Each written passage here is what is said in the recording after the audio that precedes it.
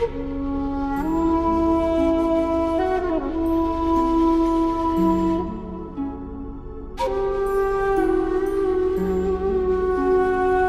بالله السميع العليم من الشيطان الرجيم. بسم الله الرحمن الرحيم. سئل أبو عبد الرحمن بن أولان خاتم الأصم، ولد في خراسان في إيران رحمه الله. سئل: من أين أتتك هذه السكينة التي لا تكاد تفارقك؟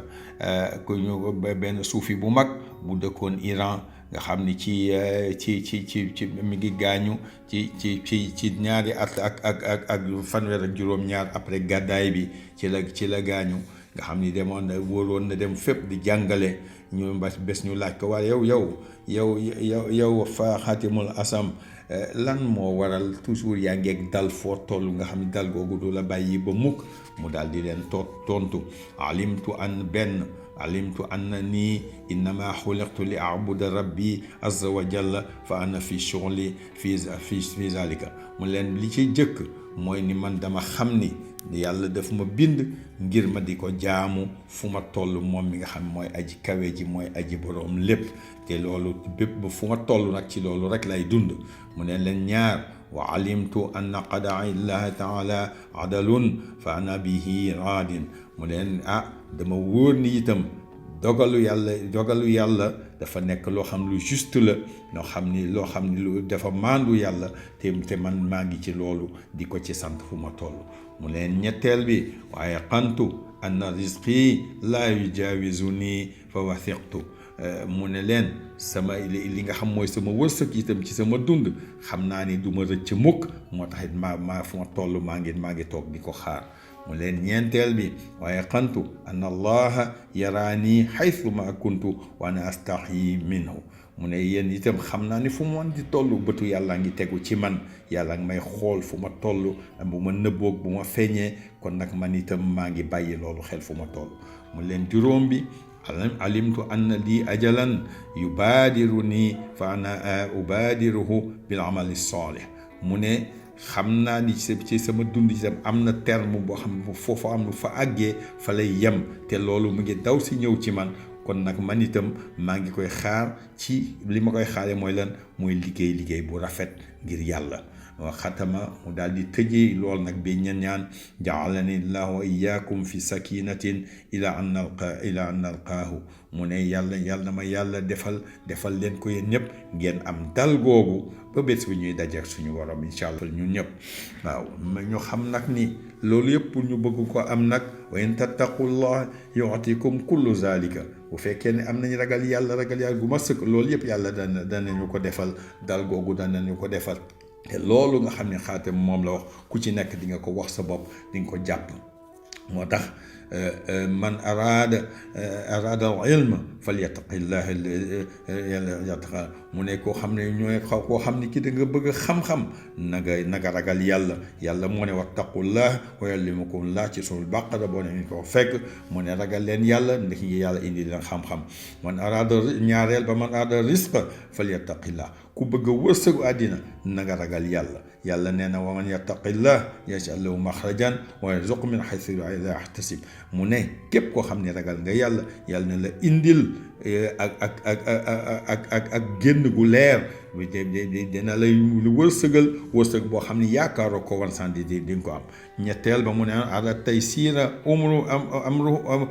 amruhu falyattaqillah. mu ne képp koo xam ne li nga say affaire da nga bëgg mu yomb nga man cee jot ni mu waree, nga ragal yàlla, parce que yàlla moo ne: man yattaqillah yaj'al lahu min amrihi yusra. yàlla nee na képp ku ko ragal yàlla dina la indil ci say affaire lépp loo xam daf koy yombal.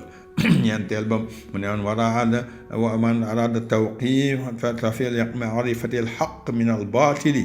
ki nga xam ni da nga bëgg yàlla may la xam-xam boo xam ni bi dina ba teqale nga teqale dëgg ak lu dul dëgg ba kenn dootu la nax ci dara. falyattaqillah, na nga ragal yàlla moo ne: wa in tattaqullah yaj'al lakum furqaanan. yàlla nee na bu fekkee ragal ngeen yàlla, moom leen indil discernement, moo leen indil ngeen mën a teqale li nga xam ni dëgg la ak li dul dëgg. mu ne itam: wa man araada takfira sayyi'aat falyattaqillah.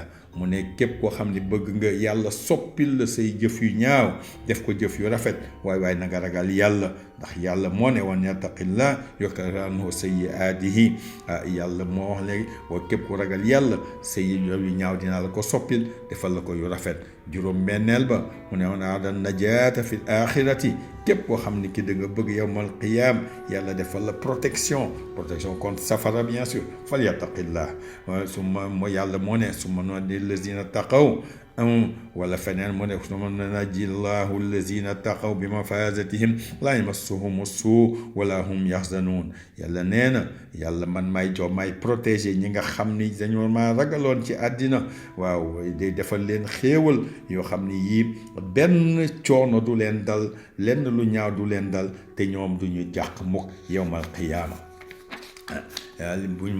li ci topp mu juróom ñaareel bi mu ne waraadal jannata yawmal qiyaama te ñoom ñëpp moom la ñu bëgg képp ku gaaña fal yattaqillah yàlla moon tilkal jannatu lati nurithu man ibadina man kaana taqiya mu ne yée ñi nga xam ne ñoo ma gëmoon rek nga ragal ma ñoom ñooy doon na àjjana yàlla nañ ci yàlla boole juróom ñetteel ba foofu la ñuy jeexale mu ne man araada an yakuna waliyun lillah falyattaqillah képp koo xam ne bëgg a nekk compagnon yàlla nga nekk ci wetu yàlla ëllëg walyattaqillah waaye na nga ragal yàlla moo ne alaa inna awliyaa allahi la xawfun alayhim wala hum yaxzanun yàlla ne ñi nga xam ñooy compagnon yàlla ñi nga xam ne ñoo ànd ak yàlla ñoo duñu am benn ragal ci seen àddina duñu am dara benn jàq bu ñuy jàq mu ne ñooy ñan allazina amanu mooy ñi nga xam gëm nañu wa kaanu yattaquun te ànd ak ragal yàlla bu ma sëkk ci biir ngëm googu.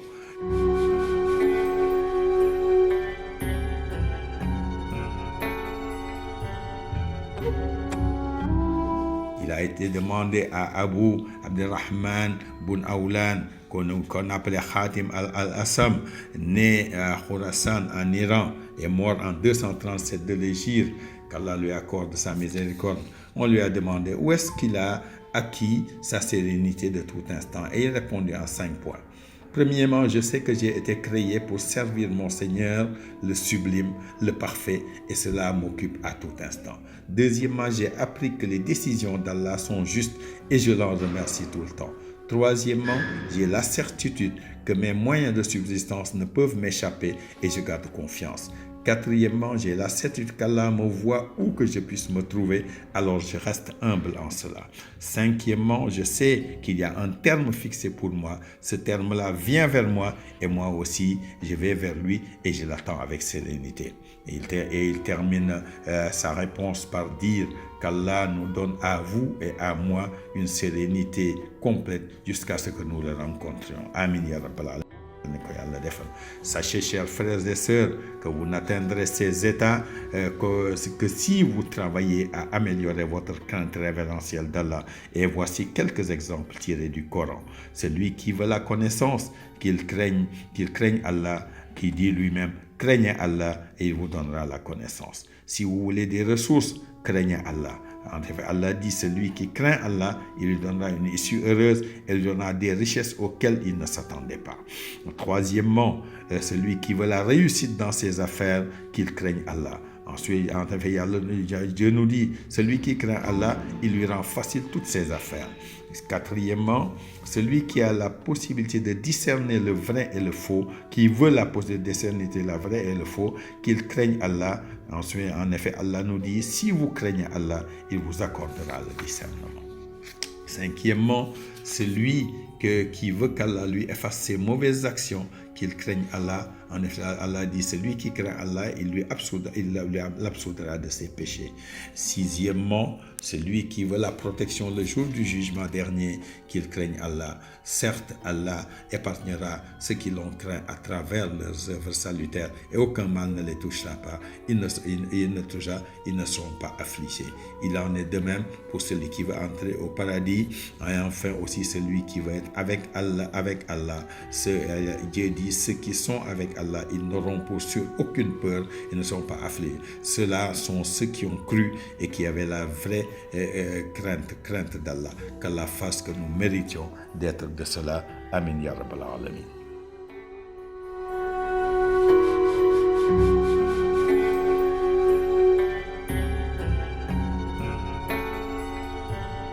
Thank you.